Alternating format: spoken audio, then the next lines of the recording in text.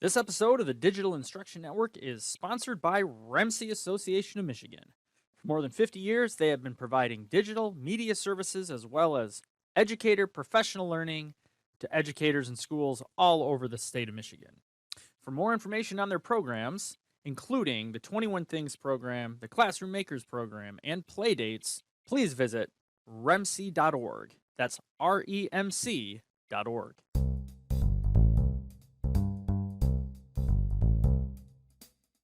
Well, welcome back. This is 517 EdTech's Digital Instruction Network.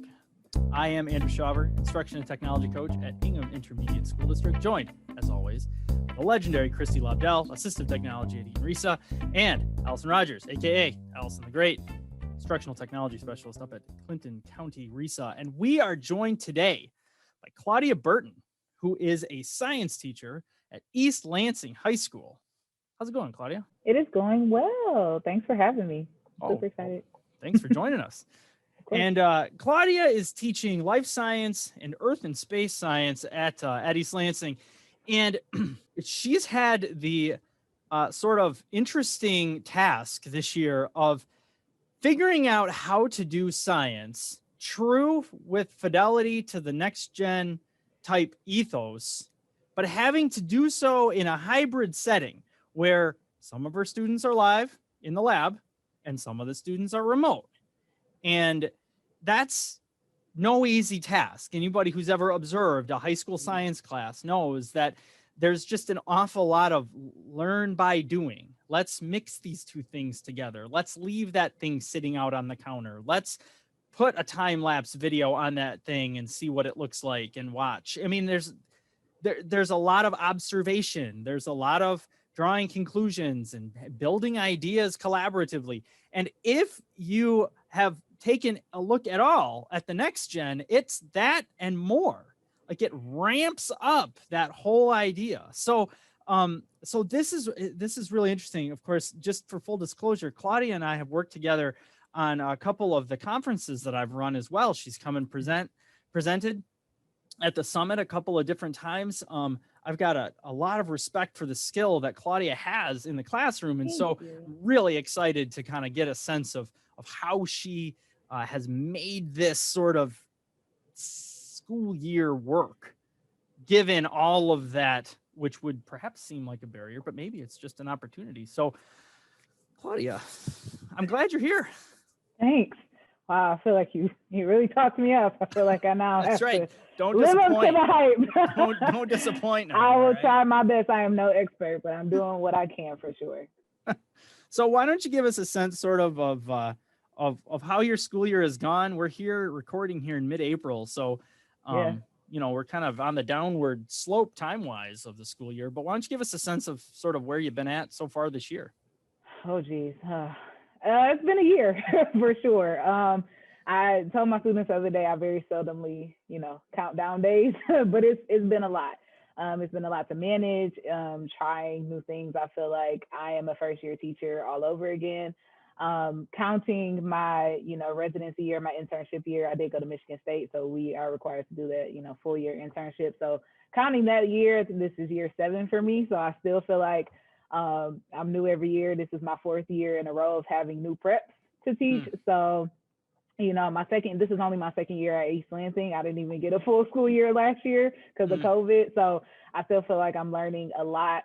And I just, I've had tremendous support. The students are being tremendous during this time. They have to juggle so many different things. All of us as teachers are trying to learn how to facilitate and teach in a remote environment or teach in this high flex model that, people have coined.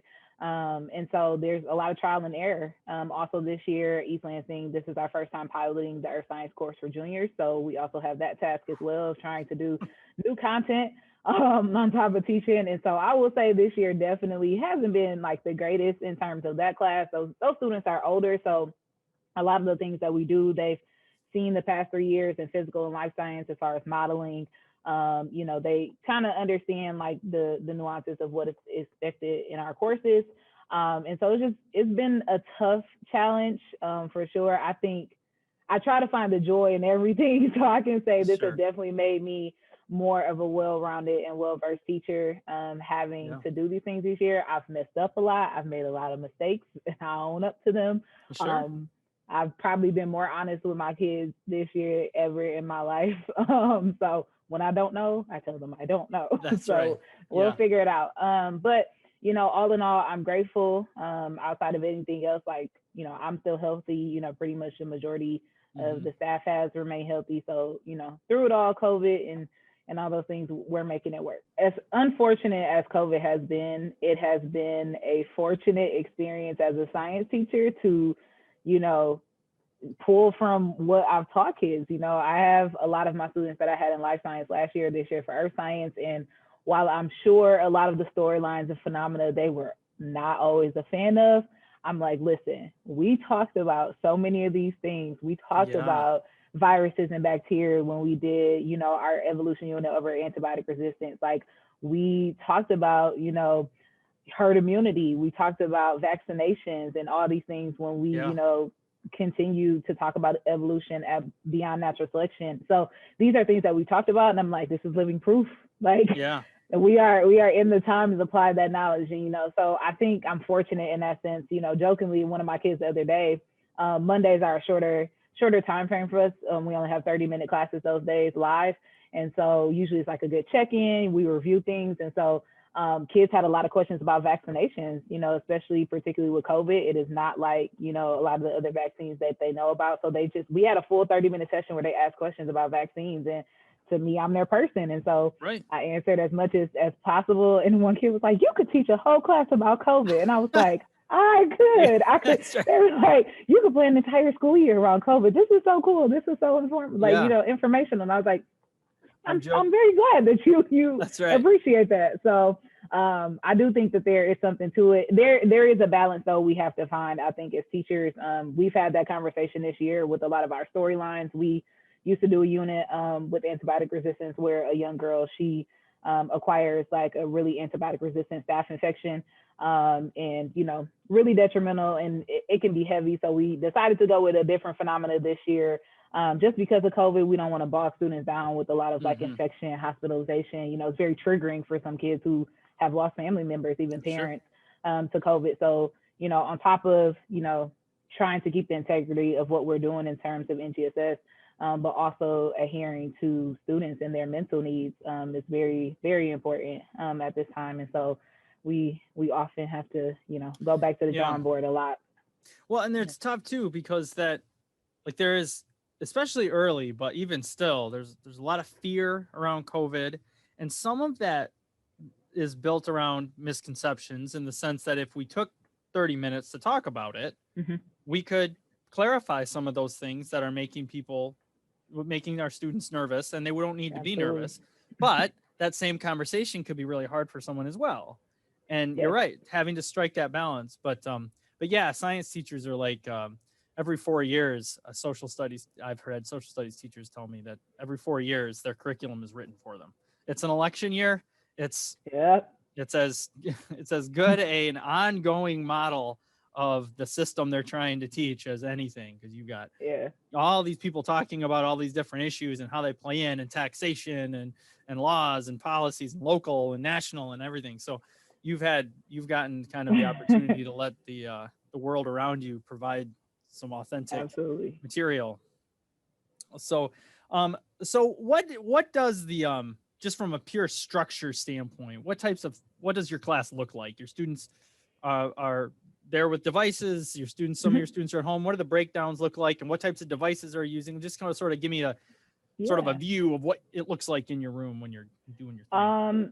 So it depends on what model we're doing. Currently, we're fully remote at the moment, as we're in a 2-week pause. So we've started the year remote with the students. We didn't get back into the classroom until March, and then we went until spring break, and then we were down again. So when the students are fully remote, they pretty much have whatever devices they want to use. So students can use their own devices. So I've had kids who use Chromebooks, kids who use HPs, regular, you know, some kids who use desktops. I have students who use iPads. Some kids at some points use their phones. Some kids might be in between multiple devices throughout the hour, just depending, you know, because they want to have multiple screens. Our district provides Chromebooks and also HP laptops to students. My junior students and my sophomores, they typically, if they have a school issue computer, have an HP laptop. Some of them have Chromebooks. We are trying to like issue out the laptops because they're getting kind of old. So the younger kids in the district, they typically have Chromebooks for the most part. So it just depends. I vary with the amount of devices or what type of devices I have within the hour. So I pretty much try to use platforms that I know are cohesive across all different types of devices, just in case a student has to change it within the hour or anything of that nature. I don't want to run into an issue with devices for sure. Yeah. So so you were fully remote until March. Yeah. And then you brought students back for a month. Yep. And then in Michigan, COVID flared up big time. Yes. Is currently still flared up big time. Yes. And so now students are back at home remote. Yes, correct. Potentially in 2 weeks, we'll be back in person. That decision making is still ongoing, it sounds like. That's correct. All right. So we'll reevaluate next week. Yeah. On the 23rd, and then we'll have a decision before, I'm sure, like when the weekend. Usually we get our updates from our superintendent on Sundays or Saturdays. Mm-hmm. She'll usually send them to the public on Sunday. So maybe Sunday, the 26th, we'll know for sure what we're doing. Yeah. Which is, always fun to know. It's the Monday before. Right. It's been that way. Just yeah. And talking about having to be flexible, Klaudia, it sounds like not only do you need to be flexible with the different devices that kids are using, but also like, how is school going to be today? Are we going to be home? Or are we going to be HiFlex? Or in person?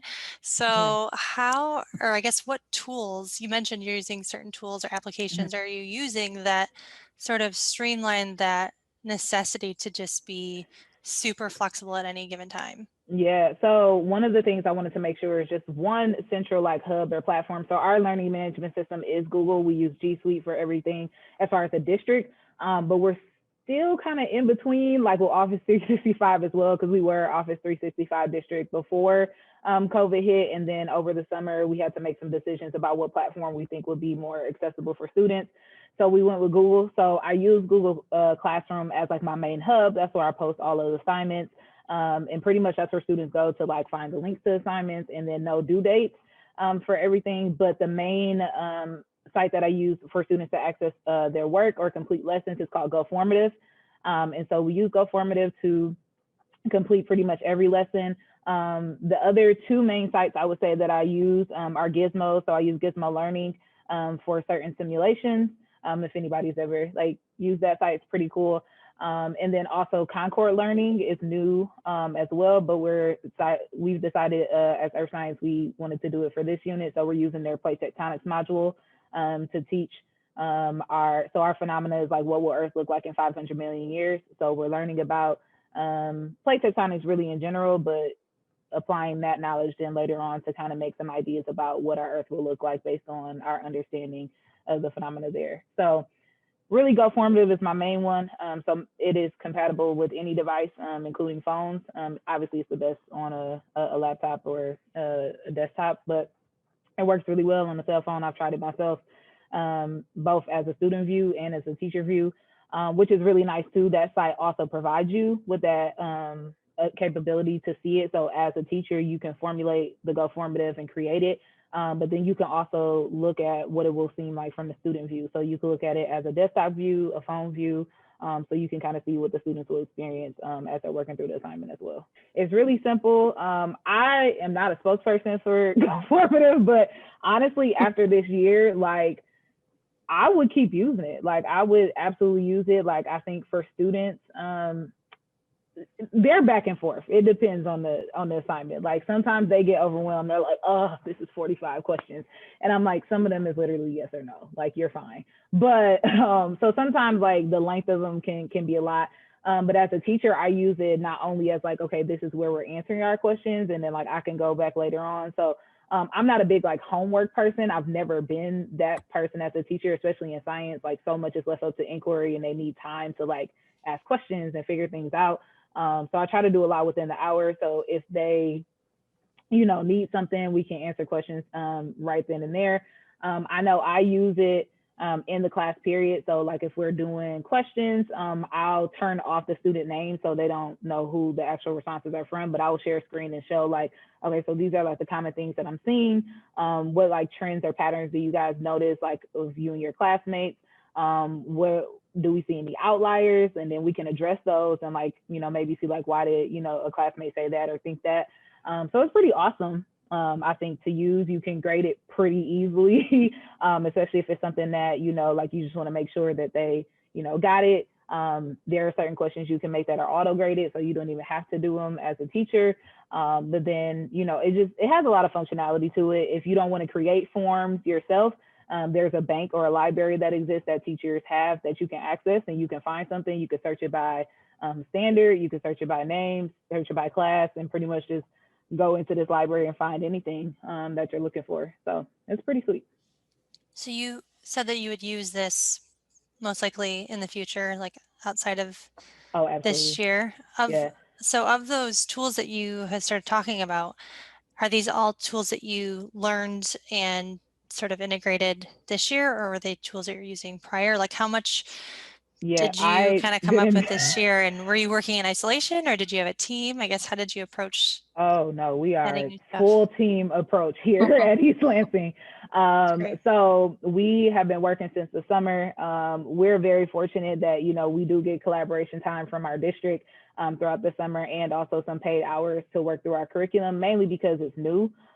So physical science is only in its third year of being done. Earth science, we're on year 2, which we didn't really get a full year last year.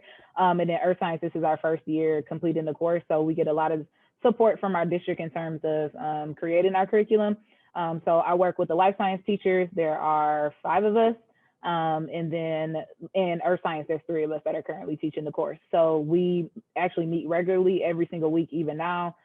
We met throughout the summer. And so for life science, it looked a little different in terms of planning. We already had a structure. We use the Inquiry Hub phenomena. So I don't know if anybody's familiar with Next Gen Storylines, but if you go to nextgenstorylines.org, they have some literal full entire units that are already completed. I mean, teacher guides, materials that are linked, assessments are there.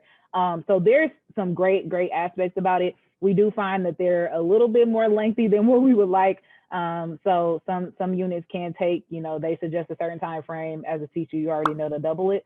But if you're interested, I know they have some great things for life science. I've used them. They have them for pretty much all grade levels. I haven't explored too much. And so we used that curriculum last year. And so as life science, we came together and said, how can we pretty much turn this into a digital format? So pretty much the only experience I had, I've figured I'm like pretty well versed in ed tech. I've, you know, always, you know, been a fan of like looking up what technology tools I can use in the classroom. We've never been one-to-one before until now, so that gets a little bit harder. I've used Google Classroom before. In my previous school district, we were one-to-one at some point, so I used a little bit more in terms of some things that I've done. But no, this school year, we were starting from scratch. I had never used GoFormative. I had never used Concord Learning. I had never used Gizmos. So pretty much everything that I am doing, I had to learn and figure out what's the best way to do it. And I wouldn't have been able to do it without my team. So I'm glad you asked, because we are like besties for the resties. This is what I jokingly say. Honestly, like I talk to them more than I talk to anybody else. So outside of the weeks, I know with life science, we actually pair up. And so we go literally question by question with every single form that we create. We take it out. Does this make sense? We flush through it and then come back and present it to the team where we can review and make changes. So every single week we meet on Fridays. In the earth science, we do the same thing. So we all came up with curriculum and we made units over the summer. And then we meet weekly to really just flush out the ideas of like what we want to do, what works best. We divide up work, like who wants to create these assignments, talk about them with each other. So it's really a collaborative effort for sure. We cannot do it alone. So I am very thankful for them. Absolutely. Yeah, I mean, in the same vein as like, yeah, this has been a horrible struggle for the last 13 months, but like there's something to be said about knowing you have a task and not even being able to, in your wildest dreams, fool yourself into thinking that you can take it all on by yourself. Yeah. Like it's so over my head that I need to collaborate, and everybody recognizes that. And so let's get this organized and let's figure out who's strong at what, and let's get the work done together, because otherwise we just can't, like, we couldn't possibly do this without it. So and also knowing that you don't have to have it figured all out in August. We're going to be figuring this out as we go a little bit, because we have to and reshaping things. But you're finding it's so great that you're finding a way to continue to collaborate with your coworkers. That's been something that a lot of teachers have felt like they haven't been able to do with this change in teaching. So it's great that you're making that a priority. You're finding ways to connect your students to the content through these different tools. I'm curious though, how you have been able to connect your remote learners, those who have stayed remote throughout the entirety of the year. You have your in-person learners still kind of using these tools to connect to the content. Do you find though that there's like an equity issue with students who are at home versus at school, especially teaching science, which is such a hands-on content area? How are you kind of connecting your at-home students to what's happening at school, or connecting them to their peers who are learning in person? It's been difficult. I would say when we transitioned in March to in-person, there was a lot of just apprehension on my part about, I'm very hard on myself as a teacher. I'm not a person in life who takes things very personally, but when it comes to my students, I take things very personally. So like how they view me, how they think of me, like what they think about class in general. And I know just this entire year is not really how I like to be as a teacher. I am the like walk around the classroom, sit on the desk, we'll figure this out like type of person. And so losing that has been very difficult. So when we made the switch back in March, originally we were always told that if we came back in the classroom that we would not be teaching both at the same time. So I had like tried to prepare myself to just go back to teaching in person. Well, that failed. So having to adapt to this model of being high flex and having to teach students both at the same time concurrently has been extremely difficult. I'm not even going to sugarcoat it. And it is an equity issue. You know, I've toggled with the idea of like having students in person do things as far as labs. You know, I could think with like my earth science kids, I was like, oh, they're going to come back, we can do the density columns. And I'm like, oh, nope, that's not fair, because the kids at home, unless they have those materials, they can't do them. And so one of the things that I thought about, and it worked, I think, a little bit better for life science because I've taught it. So I kind of had a better vision of how I wanted to do things, is to really take the students who are in person and make them the eyes, really. So I've always done breakout groups throughout the entire school year, whether we're fully remote or, you know, have kids in person as well. I think it's important in science discussion to, you know, group kids together with their peers so they can have a conversation and maybe ask those like, oh, I think this is a stupid question type of thing to, you know, to filter out first. And so it was nothing new for my kids to use breakout groups. And so I just pretty much implemented that in person. It hasn't been seamless, it hasn't been flawless, but we've worked through the kinks. So this year, I know for life science, we've done a lot more like demos type of situation. Earlier, I used to just do the demos and then the students will be a part of it. So I did like a sugar testing lab when we were doing photosynthesis. So we got to see like the different types of sugars present in different materials like apples. So they could see, you know, the carbohydrates like simple sugars like glucose, starches. We tested like potatoes. So if you've ever seen that carbohydrate lab, you know what I'm talking about. And so I created the lab pretty much at my house. And, you know, like I would literally like set up the test tubes. I would show the kids the whole setup. And then, you know, I literally would like hold up the test tubes, like, okay, like what color is this? Like, you know, is it present for starch? Is it not? And we would go through them and like, we would, you know, still be engaged in this lesson. Now being in person, it's awesome because I'm like, okay, I'm not the one that has to do all the work. So we're in our antibiotic resistance unit for evolution. So we're doing natural selection. And one of the things is we have to learn about bacteria growth. What do we know about bacteria? Where can we get it? How does it get on us? How does it get from the environment to us or in us? How do we get it off of us? And so one of the main things is that you don't want to, as a science teacher, like tell kids like, okay, I'm going to go swab the door handle, you know, because it's me. Like they didn't come up with that. That's not their investigation. So, you know, planning investigation is a huge part of the NGSS in terms of getting students prepared for what that actually means. That's what we do as scientists. Whenever we have a problem, we create a question, we design the lab, we design the investigation, and we test it out. And so I have an end goal of what I expect to happen, but I, facilitate them. I need them to figure it out. So in years past with that lab, I let students go all across the building. They could go outside, they could go to the main office, do swabs, do collections pretty much anywhere. And so this year I just had to, center it around my classroom. So what I decided to do with this particular lab is that I used the students who were in person, and I paired them with students who were at home.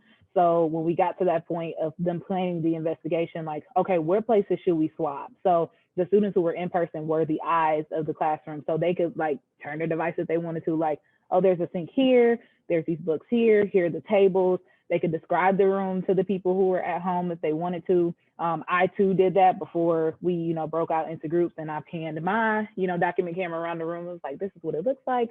I actually end up being the eyes of one group because I had a person missing who, should have been their eyes. So I got to collaborate with them as if I was a student. And it was really cool to like have them come up with these different ideas. So we had like a list of ideas from everybody from the groups.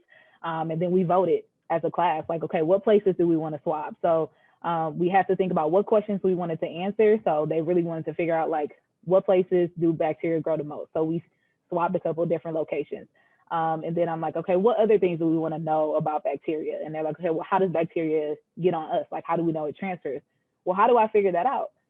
So then they're like, okay, well, why don't you touch something and then swab your hand?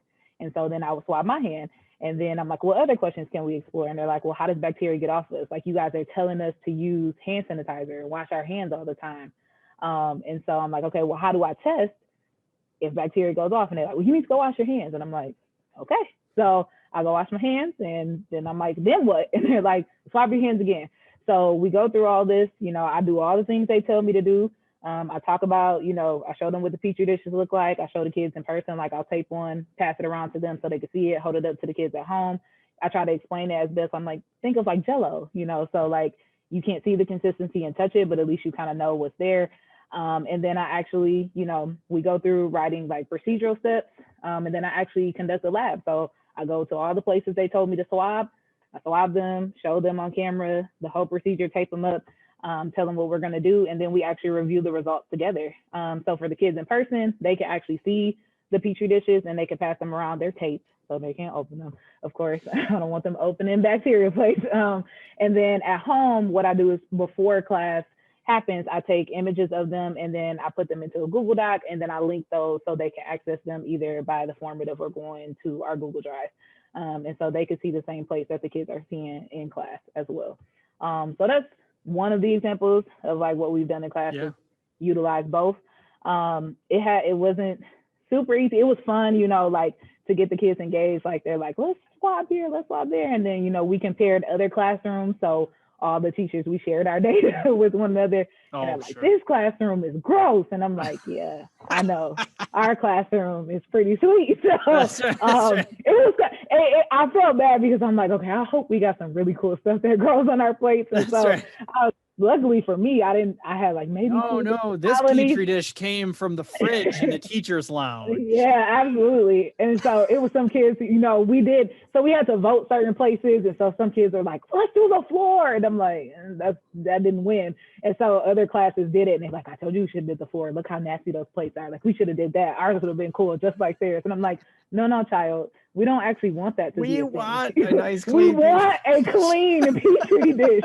Like, and so then it's cool because then you get to talk to them about like, what do bacteria colonies look like versus fungus? Because they see these like huge, like yellow, gross, like gray spots. And I'm like, that's a fungus. That's not a bacteria colony. Different. But this, and they're like, this dot, that's it. That's not cool. And I'm like, yeah.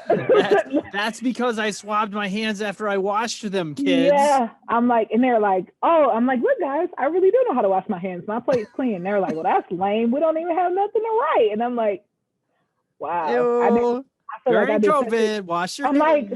I'm like, I'm practicing when I'm preaching. I'm like, I got a whole hand washing poster in the back and I got clean plates. You should be proud of me. That's right. So, it's a labor of love for sure, but that is, definitely one of the ways that I feel like, the students in person didn't do the swabbing, but they still had a part in helping the investigation. And the kids who were not here, they got to help explain what they see. Because The kids at home have never been in my classroom before. So they have no idea. So like if I was like, all right, let's swap my classroom, they probably would have been like, a door. Like they wouldn't have known to be like, oh, Ms. Burton has 8 sinks. Like, let's swab the sink that's closest to the front, the entrance of the door, or let's swab the sink in the back where like nobody ever goes because we think it's going to be bacteria there and nobody cleans. So if it weren't for those kids here, we wouldn't have been able to like make those distinctions, which I thought was important. You know what that reminds me of? So the robot rover thing that they dropped on Yes. Mars a little while Yep. back, it's like, that's exactly what those folks are doing. Is they've got to build. Now they had to take the next step and actually build something that literally could be the eyes. Yeah. Luckily, your students have eyes, most of them that work, I would imagine, and have devices that can transmit that already in hand. They didn't have to design those, but like on Mars, they want to explore that location, and they're remote, and they need eyes, and they need hands, and they need places to store things, and you know what I'm saying? And so it's like, you've got all this. It just struck me as you were saying that like your students at home are sort of having to engage your lab in a very like similar way to the way that like NASA scientists are having to explore their labs, right? Yeah. I don't know, I just thought that was kind of cool. But yeah, no, it's interesting too, because there's a focus, there's like an intense focus on goal setting in that model that you described as well. Because like, okay, what are our learning targets? There may be some learning targets in terms of, this is how you take a good swab. Like that, I'm sure there is a technique to that, right? And there's no doubt about it. So like, if any kid who's ever had strep throat has had to have their doctor kind of test for that, it's unpleasant.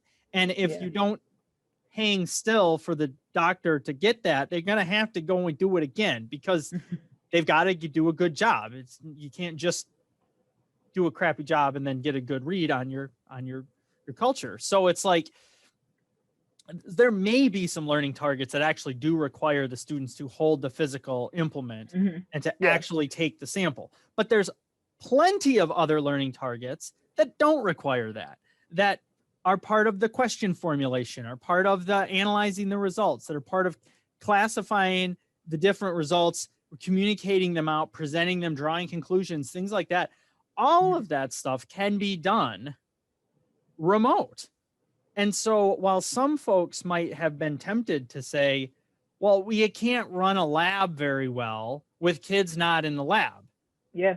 Well, it is true that you can't run a lab the way you're used to running a lab, but that doesn't mean you can't still provide some super valuable learning experiences. And it also sounds like that, just from hearing you tell the story, that the students, that there was some comic relief and that there was some entertainment value, and that the students absolutely were enjoying themselves a little bit. And the alternative was showing them a YouTube video about bacterial cultures and having them sit there and just watch it.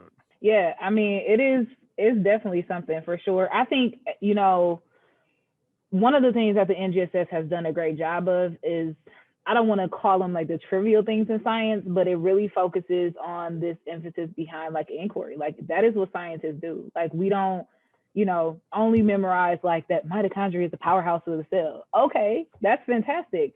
But what does that actually mean for the functionality of that cell? If this thing goes down, what does that mean about the rest of the things? What cascades behind that? And so we're trying to put students in a position where they can have those critical thinking skills to do that. So yes, I can tell my students, we're going to swab and see if bacteria grows, but let's take it a step further. What other things can we investigate about bacteria? So our storyline, our whole anchoring phenomena was learning about these 2 individuals who got, 8 rounds of antibiotics because these bacteria that they had in their body literally made them, they were resistant to 7 different kinds of antibiotics. And it wasn't until the 8th time that it worked. And so we're learning about antibiotic resistance, and we have to obviously understand things at a fundamental level. We got to talk about bacteria. And so I think it's important to really focus on that. It's not just, tangible things. We have focus questions every single lesson about what we want to get out of the lesson for sure. And so those are really like a big key for me. Obviously we have our performance expectations from the NGSS of like what we have to do. but looking at those cross-cutting concepts, like what do the students need in order to, you know, mesh things together? Those are important in the NGSS. So there's so many other, you know, aspects. We do modeling. That's a huge, huge portion of it. So how can we, you know, and that's a fundamental thing that's hard for even some teachers to understand because it's not 3D, right? A model is an explanation. It's both diagramming and it's also explaining this phenomena that you have in front of you. So yes, I can understand that, I don't know, photosynthesis is a thing, but what does that actually mean inside of what are the components, what are the interactions, what are the mechanisms that are making this happen? And so those are literally 3 words that happen so much in my lessons. I'm like, okay, components, those are simple. We have Petri plates, we have bacteria growth. What does that mean? What is happening between those 2 things? How are they interacting with one another? What are the mechanisms that are in place in order to change the interaction behind what we're seeing with these 2 things? And so those are the key parts that I try to pull out in terms of, you know, teaching both in earth science as well. So like we're talking about plate tectonics right now, and, you know, the kids are like, oh, the plates are moving apart. Okay, but they're moving apart. That means something else is happening on the other side, right? So what does that actually mean? Well, in 500 million years, I think that the continents are going to be spread apart. We're a globe, okay? If these are moving, at some point, something's going to happen. Why is that happening, right? And, you know, connecting those pieces together, I always tell them, like, my due dates on assignments aren't because I want you to just turn in at this date. It's because it builds upon one another. I'm going to talk about something I did in Unit 3 that I did in Unit 4. Right. Like, we talked about in my earth science class, you know, the history of the earth, and we talked about how do we age things. We looked at the crustal rocks and we looked at where we see the aging happens. And so now the kids are now getting the why, right? We're studying plate tectonics and like, oh, in Unit 3, we said that the youngest rocks were along the mid-ocean ridge. Why, right? Now we're learning that it's because we're seeing these divergent boundaries. So we're connecting all these things together. And so I think it's important to really hone on those things. I very seldomly am like, you know, you need to remember this word or you need to remember this definition. You need to know this component, this interaction between these things is really key. And so trying to do that in a remote situation or having both kids is, it's tough for sure. But they make it work. And I'm very proud of my students this year for sure. So I love that you're clearly, I guess I would call it transparent teaching, right? You're not just saying we need to learn this because I said so, or, you know, this is the due date or this is what the curriculum tells us to do, but you're being very intentional, but also transparent with the kids. And I think sometimes that's a miss. It's so easy to just, you know, we're doing it because the teacher said so, but to be able to like help them own what they're learning and the why, additionally creating those skills for application, and you're basically creating, you know, students who know how to think and who are curious individuals, which will help them in whatever subject area or job they go into. And so to do that, I would imagine is very difficult, but then to do that, as you said, when you've got some kids in person, some kids remote, I mean, I'm very, very impressed. I'm also curious if you were to poll like all the science teachers this year, how many of them thought that at this point in their lives they would be doing science experiments in their own homes and kitchens? And, you know, I can imagine a lot of them did that. Every time I cook, it's a science experiment. Literally. I mean, but honestly, it really is. I mean, 0. None of us expected to be in this position. And I think we have such a great, you know, aspect about our department because we have teachers who've been teaching for obviously 20 plus years. And then there's me who's year 7. And then there's my other colleague who this is year 1 for him. So, year 1. You know, so it's like we have all these different, you know, areas of expertise. And I can express how amazing like my department is. Some of the, you know, the greatest people I have ever like who pushed me to just think more, do better. Like, and I feel like we all provide that for one another, but I don't think any of us, I don't think in my teaching career, I could have ever expected I would have had to talk like this. Right. And so that has been challenging for sure. And I have to like block that out and think about like, what is the end goal, you know, that I'm working towards. And so this situation isn't changing. Yeah. And it's easy to get overwhelmed. I mean, we talked to a teacher a few weeks back who was doing some people call it the high flex, the way that you guys call it. There's simul teaching. I've heard that too. Right. There's concurrent teaching. I've heard that. I mean, but it's all the same thing. It's all the same. But Yeah. she's doing it with kindergartners. God bless her. And right. Yeah. And it's the same thing where you say, at one point we reflected, like, I want you to tell your 2018 self that you'd have 14 kindergartners on your carpet, another 11 at home. And then she was able to speak the words without prompting that she thinks her math students have never been further ahead than they are right now. Oh, wow. And she wasn't diagnosing that. And she certainly wasn't trying to like take credit for it. She was just like, this is somehow working. And I don't all the way understand all of what's going on. We've just kind of stuck to, just like you're saying, like there's a task in front of us. That task has a goal. These are the conditions we got, and we're going to do the best we can. And little by little, we're going to build a system. And the people that, like you're describing yourself to be a little bit, it sounds like the people who have a bit of an adventurous spirit, the people who aren't going to they're not going to take a lesson that fell apart in a day that kind of didn't meet its goal. And that's not going to drive them to lose 3 nights of sleep over it. Like, just kind of the way it's going to go this year. In some ways that feels to some like a teacher who's willing to settle for only so good, but that's not what's going on. That's a teacher who's able to like look at the reality on the ground and say, perfection is not easily attainable at the moment. And if it is attainable, it's going to be built up over time by trying a thing and letting the students expose the weaknesses in it, and then isolating those weaknesses and strengthening them, and then letting them try it again, and then seeing the weaknesses again. And now it's not just everything. It's not just content knowledge. It's not just the build of an assessment. It's, can they access it? How much pressure is this putting on their home internet? Are they able to get at it in a timely way? What happens if there's these hiccups in the middle that forced us to have to readjust? Like all those things that weren't previously things. The schedule was always something that you could count on. You're right. The environment was always something we're going to be in my lab. We're going to be in my lab from 10 a.m. to 11 a.m. We're going to be there Monday through Friday.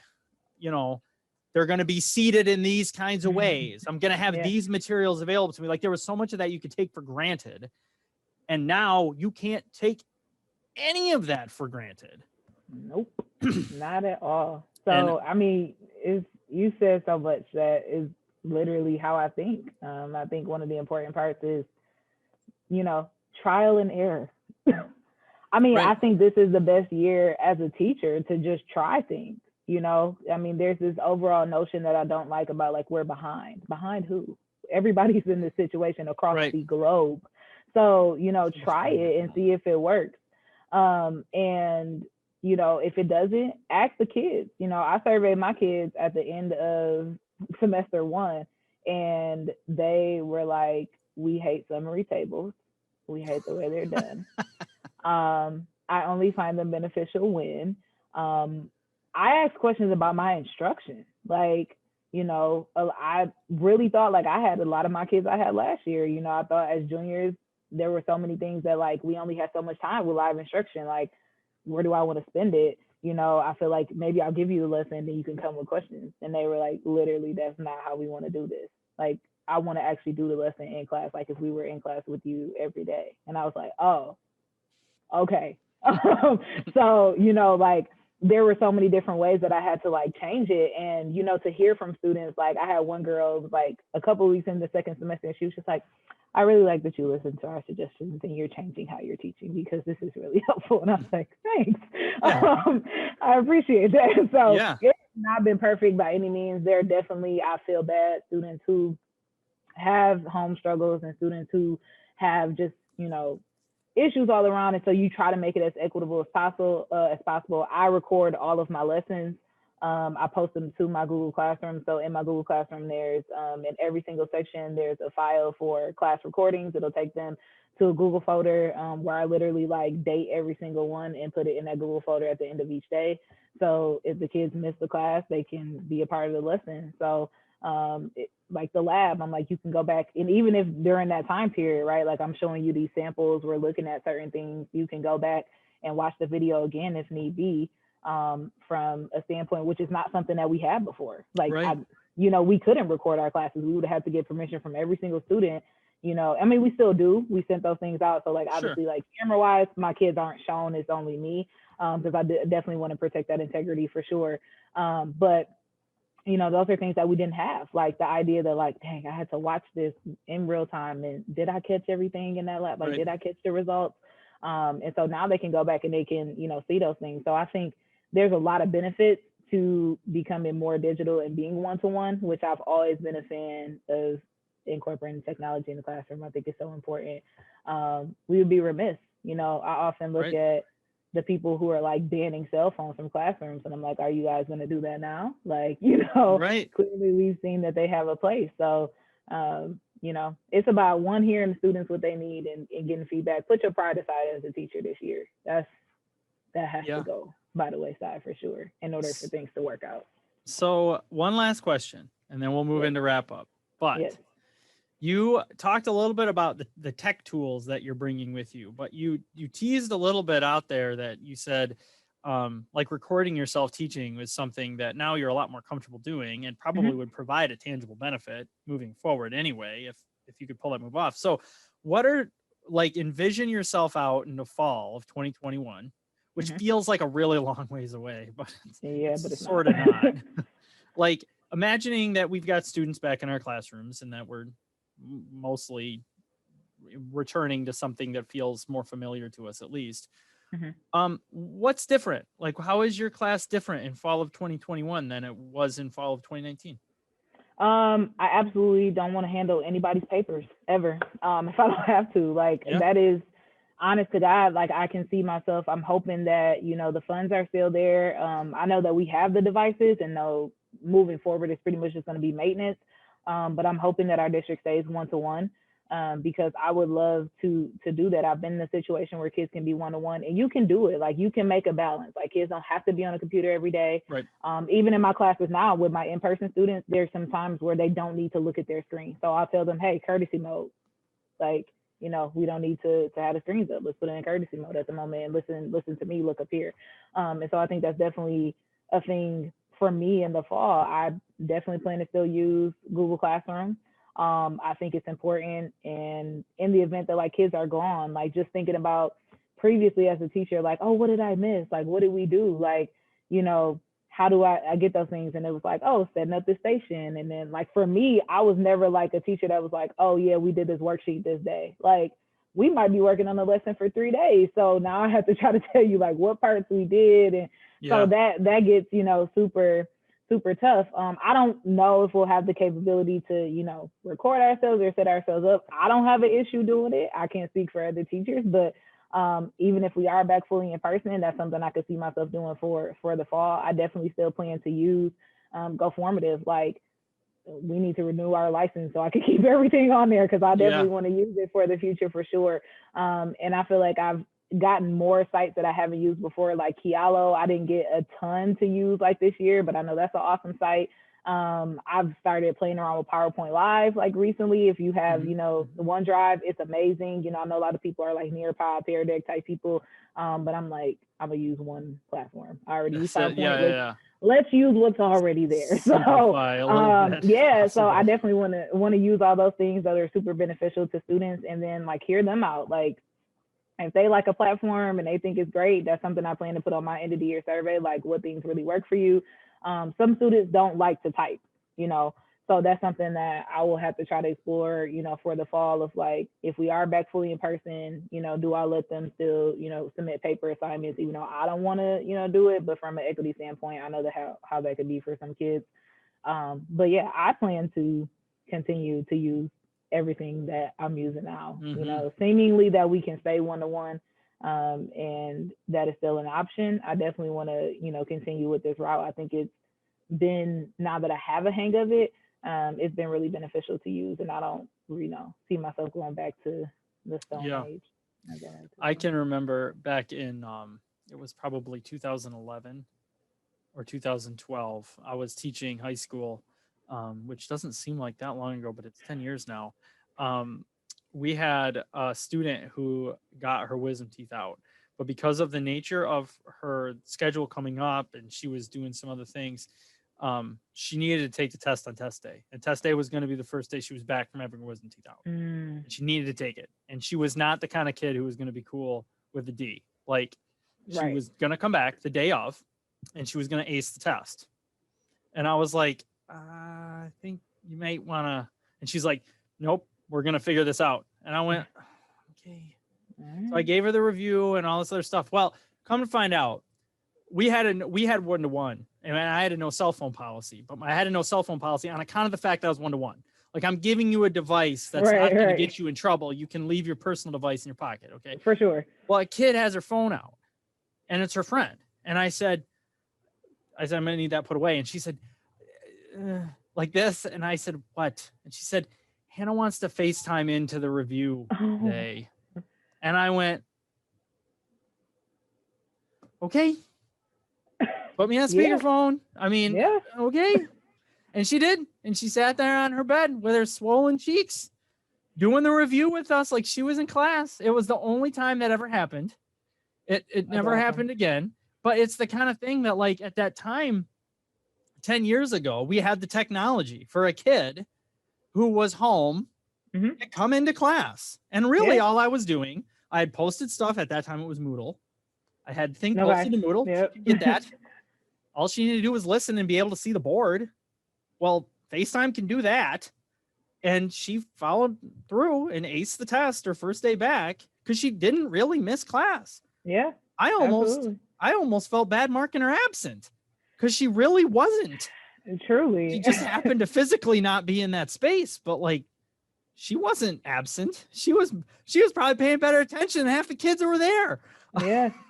Yeah. I mean, that's the whole point about this. I think if we don't choose to change how education works fundamentally at the core as an institution after this year, we have failed.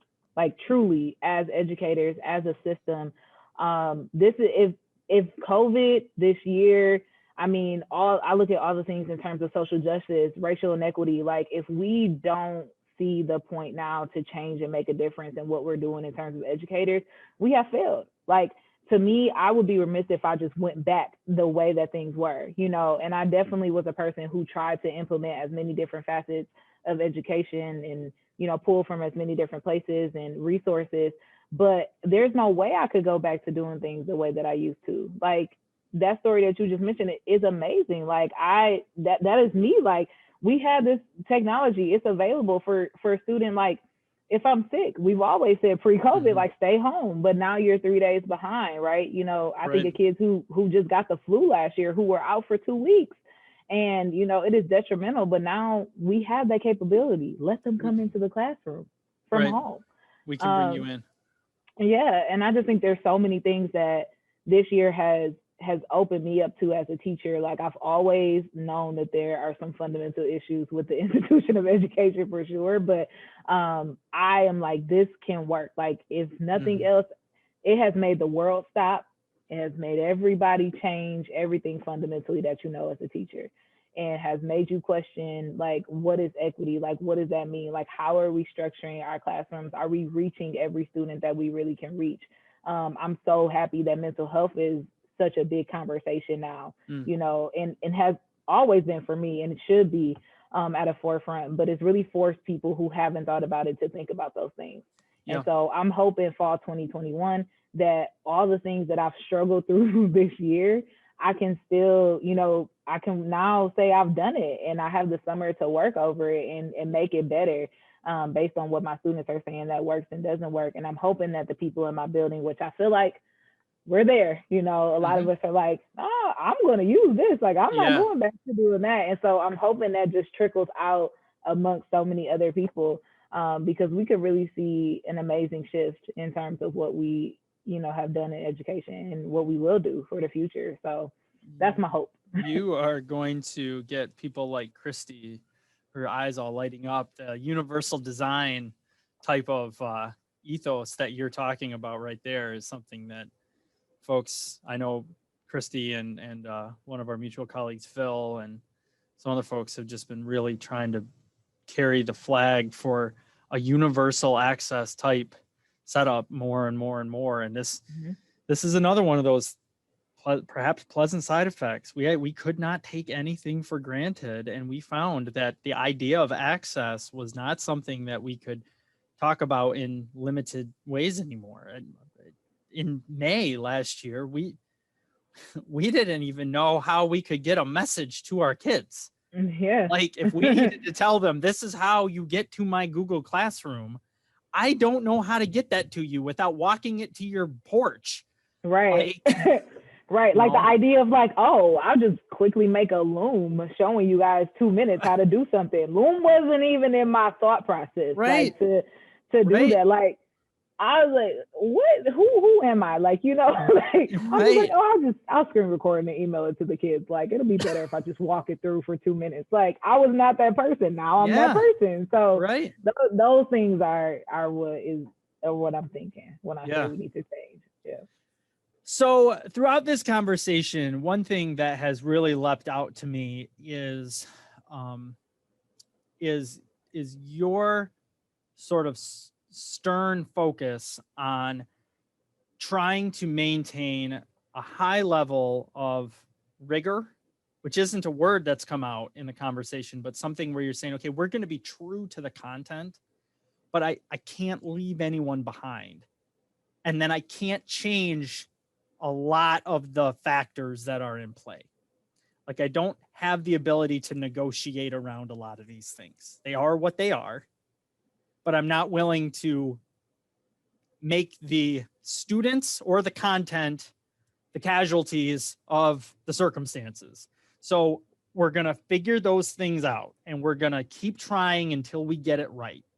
And we keep trying and we keep trying and we keep trying. And in order to do that, you've got to stay connected to a couple of different things, right? You got to stay connected to your colleagues.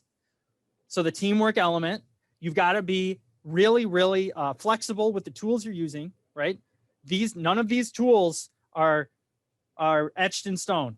I will take one or throw it out or use it, or I don't care. If it works, it works. If it doesn't, it doesn't. And then the final thing is you got to stay connected to your students and families.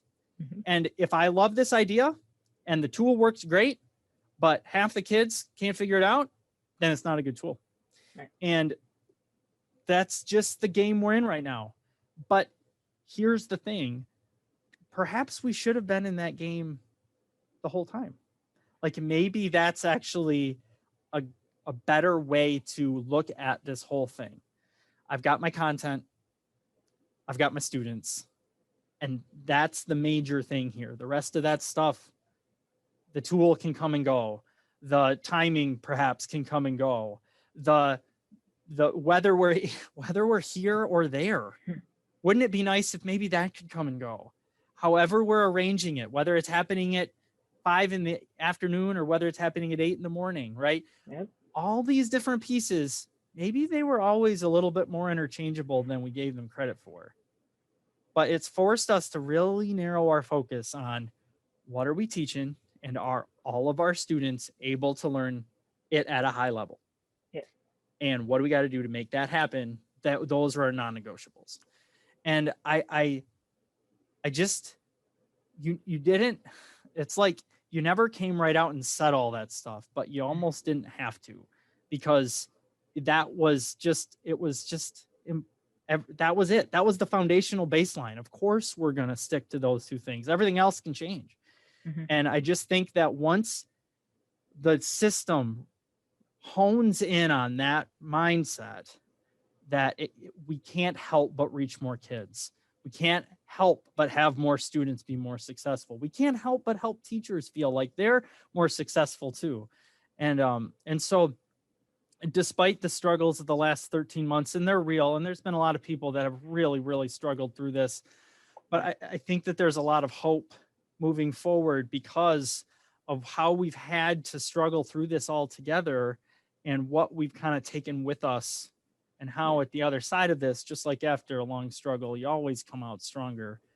Well, what's that stronger going to look like? I'm not really sure, but I'm hopeful that it's something forward that looks really good. So I really appreciate you coming on. That was good. Thank you. So, Thank you. all right, Christy, want to wrap up? I do. And I also appreciate you coming on and sharing your story with us and kind of your perspective of this whole year and how you've made it work. And, you know, making it work is kind of like the thing that we've all tried to do this year. Like, let's just make this work. We've been given something that, you know, we are not used to having to figure out. We're going to figure it out. We're going to get through this year. But as you said, making it work isn't really the goal. Let's hold on to these things that did work really well and that worked better than maybe we did things last year, and keep those as we move forward. And I think that's been such a theme with so many of our groups is, okay, what can we continue to do next year and beyond that we would have never done had we not been faced with this situation? And really trying to be so careful to not just go back to how things were. We have so many schools now that have moved to in-person and maybe have jumped back into how things were when kids were in person, but I'm kind of hoping that maybe that won't work quite as well as they hoped it would, and that we'll kind of, you know, pull in some of these digital tools and universal supports for access, and allowing students to choose maybe how they turn in their assignment. Maybe they provide us with an audio recording, or they handwrite their work and take a picture. They type it using speech to text. Like, let's just find out what they know and not focus so much on how they're letting us know that. So it's exciting to hear from teachers like you who have that same vision, and I hope we can continue that moving forward and share that mindset with other educators. Thank you. Thank you. We had one teacher that we were talking to that said, in the fall, I'm not sure how I'm going to feel when my students come back having been able to do their work whenever they wanted to. And now we're going to have them write in a 1-hour box and saying, you got to do everything here. What the residual effect of that will be once the students realize that they actually work quite nicely from this time to this time. And your class isn't in that time. And what are we going to do about that? So, yeah. Allison, you want to wrap up? Yes. Thank you, Klaudia, for joining us today. You're just very impressive all around. And I really, what you say, I really not only appreciate it, but I agree with looking forward to 2021 or fall 2021. I really hope that more teachers take that mindset to kind of reflect on all of the things that they've learned, all the experiences that they've had, and use that as an opportunity to fundamentally change, as you say, the institution of education, right? We have an opportunity here that, you know, is so crucial to hold on to and to not just kind of fall back into what we used to do. So I feel like you had a little keynote there that I was just like, I was your your biggest fan there for a moment. I just really appreciate your mindset, and I also really enjoy listening to you talk about how you have your students really engaged in class in the sense of they own their learning and their learning process. I think that's really powerful and for any age. And I just thank you for trying new things and having success, sharing your success and your failures this year. I think that you are a role model as a teacher, and I hope the teachers that listen to this episode become even more inspired to try new things, just as you do every day. So thank you. Thank you, guys. Oh, it's so nice. So warm and tingly inside. So thank you. Klaudia, you want to wrap up? Yeah.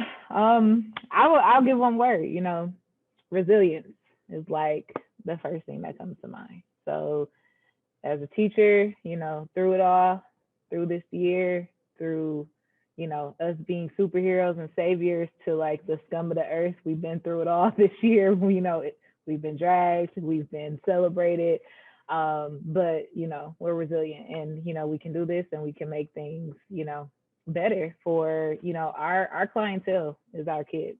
And so in any other business model, if your clientele isn't pleased, you go back and you change your business model, you change what you're doing. And so education and teaching is no different.